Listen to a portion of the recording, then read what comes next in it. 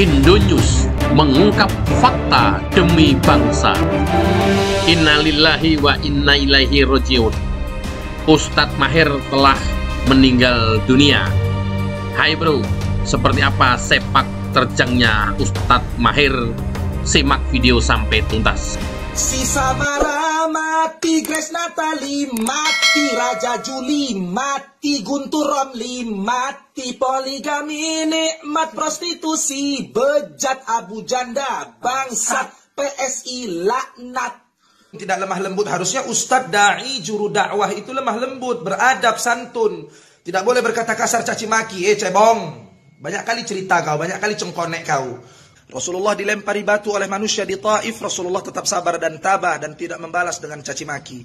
Elongor, Rasulullah itu tidak membalas dengan caci maki, bersabar karena yang dihina, yang disakiti pribadinya, bukan agama. Kalau agama yang dihina, dinista, direndahkan, jangankan mencaci maki, membunuhnya pun boleh. Abu Bangsat Al-Tololi itu bukan menghina pribadi saya Maher Toilibi, tapi menghina agama, menista agama, menyebut bendera tauhid dengan bendera teroris. Ini penistaan. Ya, orang seperti Abu Bangsat Al-Tololi itu kalau di zaman Nabi dan para sahabat sudah lepas kepalanya dari lehernya. Banyak orang mengatakan Ustadz tantang duel saja. Menurut saya Abu Bangsat Al-Tololi itu tidak perlu ditantang duel, tapi tantang saja baca Al-Quran. Saya yakin dia nggak bisa baca Quran karena belepotan baca Quran. Ya, karena kita sama-sama tahu bahwa Abu Bangsat Al-Tololi itu hanyalah kutil babi yang tidak berpendidikan. Sistem demokrasi, sistem yang cacat total, yang tidak bisa memberikan apa-apa kepada kita kecuali harapan palsu. Di antara yang membuat saya semakin muak adalah ketika mendengar bacot ketua KPU di Kompas TV. Dia bilang, kami nggak mungkin berbuat curang. Kalau kami berbuat curang, masa kami pertontonkan kecurangan? Goblok. Sepanjang sejarah alam semesta ini, nyaris nggak ada maling mau ngaku, nggak ada. Kalaulah semua maling ngaku, insya Allah penuh penjara. Ditambah lagi bukti 73.000 lebih kesalahan input situng KPU. Semakin membuat saya jijik. Saya sebagai orang Melayu, senantiasa di hari-hari malam-malam saya berdoa kepada Allah Ta'ala, semoga pasangan Jokowi Ma'ruf Amin kalah dalam Pilpres tahun ini. Supaya Pak Jokowi bisa pulang ke Solo, fokus kepada ngurus kolam cebongnya, dan Kiai Haji Ma'ruf Amin tetap menjadi ulama yang dihormati, dan mati husnul khotimah. Bahwa jangan pilih pemimpin zalim, pemimpin pengkhianat, pemimpin yang ingkar janji. Manfaatkan itu harusnya. Bukan malah dia memuji-muji Jokowi, dan dia chattingnya itu dipublikasikan oleh Tuan Guru Bajang TGB. Salah, bukan begitu. Amar ma'ruf nahi mungkar, kedekatannya dengan istana dan Presiden Jokowi manfaatkan untuk mengkritik dan meluruskan. Katanya Presiden Jokowi sayang ulama. Buktinya, para ulama dan para habaib di acara aksi 411 ditembaki gas air mata. Apakah Anda tidak paham sejarah itu? Kemana mata hati Anda? Ini zalim. 2019 Presiden harus... Pak Ustadz tentang Said Agil Sirot yang mengatakan bahwa NU yang paling benar, yang lain salah semua. Iya, menurut saya Said Agil Sirot ini, ya saya khawatir Pak Said Agil Sirot ketua PBNU lagi gegerota. Profesor Dr. alumni Ummul Qura Mekah, tapi kok pernyataannya ngawur. Mungkin dia lagi mimpi basah, jadi ngomongnya gegerota. Negara ini sebenarnya, Indonesia ini, pemerintah ini sebenarnya, monyet-monyet berseragam coklat itu bukan anti sama ISIS. ISIS itu kambing hitam. Mereka anti kepada Islam. ISIS itu kambing hitam saja. Hizbut Tahrir dibubarkan lewat Perpu nomor 2. Itu kambing hitam. Pancingan. Nanti kalau sudah berhasil ini HTI, maka akan dibubarkan ormas-ormas lain. Bisa jadi tarbiyah, gitu kan? Tafakufiddin, LDKI, pecahan-pecahan PK dulu, Partai Keadilan. Bisa saja kelompok-kelompok kita tarbiyah, gerakan-gerakan Hasmi misalnya, tandem-tandem siri, ini dibubarkan juga oleh mereka. Karena negara ini negara togut. Habib,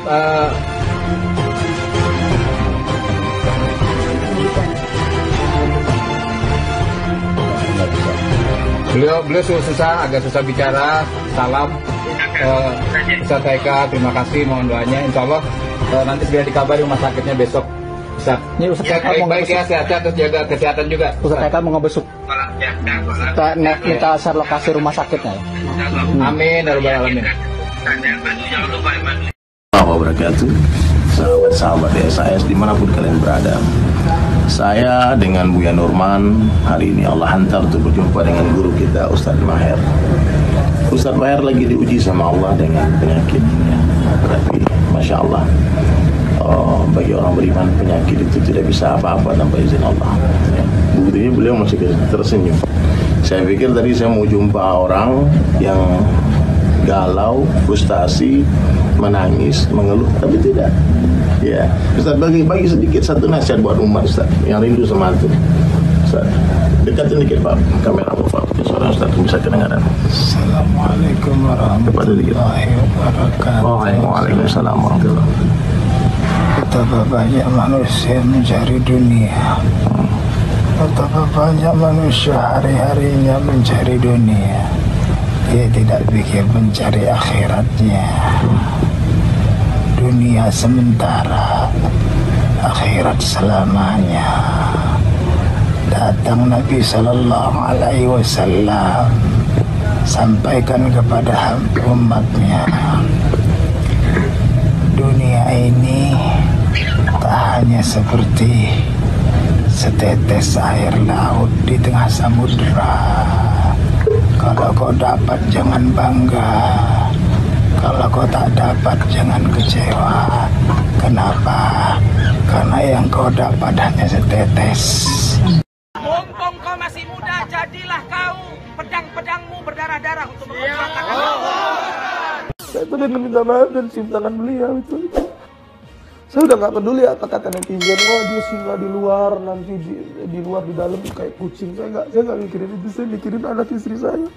Kita nggak bisa juga menutup mata dari kenyataan fakta bahwa ada oknum-oknum habaib yang menyimpang, ada oknum habaib yang mendukung rezim zalim, ada oknum habaib yang dia berakidahkan Syiah Rafidah, ada juga oknum-oknum habaib yang agak-agak liberal, ada saudara. Jadi kalau habib-habib yang menyimpang, saya hormati mereka, tapi saya tidak mencintai mereka. Lalu saya katakan, ini Habib Lutfi, kiainya Banser, juga cantik, pakai jilbab, dalam tanda kutip. Jadi saya bukan menghina, kira-kira saya ingin mengatakan ke dia gini loh, lu menghina gua, lu katakan gua pakai jilbab, padahal pakai sorban, berarti lu secara nggak langsung menghina Habib Lutfi. Ya, ulama idola lu, gitu loh maksudnya. Jadi bukan saya menghina Habib Lutfi. Lalu komentar saya di Twitter tersebut, saudara, di screenshot ya oleh cebong-cebong laknat biadab bangsat keparat. Ini kan kurang ajar. Ini kan kalau saya nanti bilang biadab, nanti katanya nggak sopan, kasar. Maka saya bilang biadab. Nah, lebih lembut lagi, biadab, gitu ya, saudara. Nah, jadi saya heran lihat antum yang sok-sokan pansos, panjat sosial mengomentari Maher Tuelibi menghina Habib Lutfi, guru kami. Kenapa ketika saya tidak menghina Habib Lutfi, antum framing seakan-akan saya menghina Habib Lutfi, tapi ketika Nikita Mirzani jelas dengan terang menghina IBHRS, antum diam, bungkam, mingkem, 1000 bahasa antum gak komentar. Apa namanya kalau bukan pansos? Saya jadi curiga sama antum. Walak wal bara antum tuh kemana? Hah? Antum anti radikalisme tapi nggak anti liberalisme. Antum anti radikal, anti teroris, tapi antum nggak anti sama liberal, sekuler, penista agama. Saya bingung sama antum ini kadang-kadang. Langsung ditangkap, saya punya pengacara. Saya berhak untuk bawa pengacara di sana. Gitu loh. Iya. Saya bawa sekarang. Jadi makanya semuanya itu sudah ada perintah, sudah ada sebuah perintah undangan. Nih. Jadi maksud saya supaya nanti kamu lihat ada nggak barang-barang ini. Oh iya, nah kemudian saya bilang kalau gua cantik pakai pakai jilbab lu, jadi dia ngejek sorban itu jilbab. Maka saya bilang cantik juga seperti Habib Lutfi, kiainya Banser. Saya tampilin foto Habib Lutfi yang pakai sorban. Jadi di situ tidak ada kalimat penghinaan sama sekali. Ini terlalu subjektif, Ahmad Aidit ya. Iya, kita ngerti. Gitu sama lu. Kenapa maksudnya gini? Ini udah gua tahu. Istri masa saya bukan istri lu.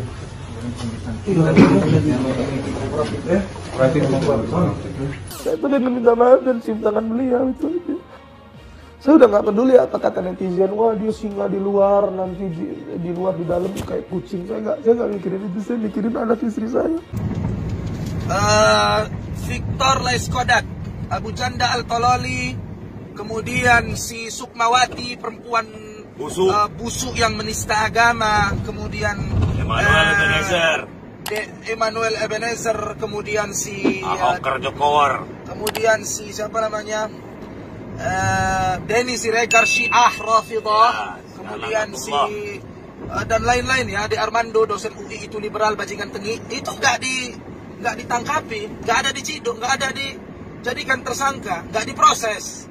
Nah, tapi semua ya, atau sebagian besar tokoh-tokoh oposisi, para kritikus rezim Jokowi, termasuk para mujahid-mujahid dakwah alumni 212 ditangkapi. Gus Nur, Rocky Gerung, nggak pandang bulu Muslim Kristen, asal udah mengkritik presiden, mengkritik rezim pemerintah ini dengan pedas, habis dicari deliknya untuk dipenjarakan. Kami itu sebetulnya nggak minta apa-apa, kami mau menegakkan syariat Allah secara kafah di bumi NKRI ini. Kalian ketakutan. Kami mau meminimalisir madarat, hanya ingin mengurangi madarat, tumbangkan kezaliman, tegakkan keadilan atas semua bangsa Indonesia, karena kita punya hak yang sama. Tetapi keadilan itu udah nggak ada. Para ulama kami didiskriminasi, dikriminalisasi, dicari kesalahannya. Nah, ketakutan ada yang takut tidak bisa berkuasa lagi. Nah, itu yang ada sekarang. Orang awam pun bisa berpikir, ya kan? Betul. Orang awam pun bisa berpikir. Jadi ini bukan soal antara Soekarnois dengan Soehartois, antara Prabowo dengan Jokowi, nggak ada. Kami mau keadilan tegak di NKRI ini. Ya hanya itu, nggak ada yang lain. Kami hanya mau keadilan, kami hanya mau yang hak tetap hak, yang batil tetap batil. Nah, makanya menurut saya, makin kalian tangkap-tangkapi, hei rezim, makin kalian tangkapi, makin kalian ciduk-ciduk, kami makin membara. Gak ada yang kami takuti, biar tahu, gak ada yang kami takuti kecuali Allah Jalla wa'ala. Dialah penguasa alam semesta, pencipta langit dan bumi beserta isinya, raja di raja. Kecil kali rezim Jokowi itu ditumbangkan Allah Ta'ala dengan kekuasaannya. Hei, takut kau kepada Allah Presiden. Kami hanya minta kau takut kepada Allah. Jangan kau jangan kau gunakan kekuasaanmu untuk menzolimi orang-orang beriman. Takut. Semua kau lakukan, semua kau buat, ya, demi kekuasaan. Ya Allah ya Rabb, bentar lagi matinya kita ini. Umurmu berapa sih, Pak? 50 lebih mau 60, mati bentar lagi. Nggak kau bawa kedudukan jabatan ini semua. Yang kau bawa hanya 3 helai kain kafan putih. Tapi kau dikriminalisasi semua para ulama. Yang kau selamatkan, yang nggak kau cido, yang nggak kau penjara, hanya ulama-ulama yang menjilat-jilat minyak di mukamu itu. Ulama-ulama su'u. Tapi kalau ulama-ulama soleh, ulama-ulama yang berjuang, mengkritik kau, mengkritik kebijakan kau, habis kau buat. Bentar lagi aku pun kena ciduk, tengoklah. 17/04/2019 kami mentaati istimewa ulama. Dan kami patuhi hasil keputusan istimewa para ulama di DKI Jakarta. Sebetulnya kami bukan pecinta Prabowo, kenal pun tidak. Bukan, kami ini para jihadis. Kami patuh kepada ulama. Kami patuh sama para ulama, udah itu aja. Dan itu udah diistihadkan, sudah dipikirkan, sudah di istiqra' wa tatabu'. Dimusyawarahkan dengan daqiq, dengan amid, dengan dalam, sehingga melahirkan satu keputusan mutlak yang ditandatangani oleh Prabowo Subianto dan kawan-kawan yang bernama fakta-fakta integritas, yang insya Allah Ta'ala menangkan hasil istimewa ulama ini, sehingga tumbanglah berbagai bentuk kezaliman yang ada. Amin, dan semoga dengan itu Prabowo Subianto secara bertahap Allah titahkan hidayah dalam dirinya, sehingga dia pun secara bertahap bisa menegakkan syariat Allah di bumi NKRI. Amin ya rabbal alamin. Allahu akbar. Allahu akbar. Mudahan ya bro, mudah-mudahan almarhum husnul khotimah dan diampuni segala dosa-dosanya. Itu tentu harapan kita bro.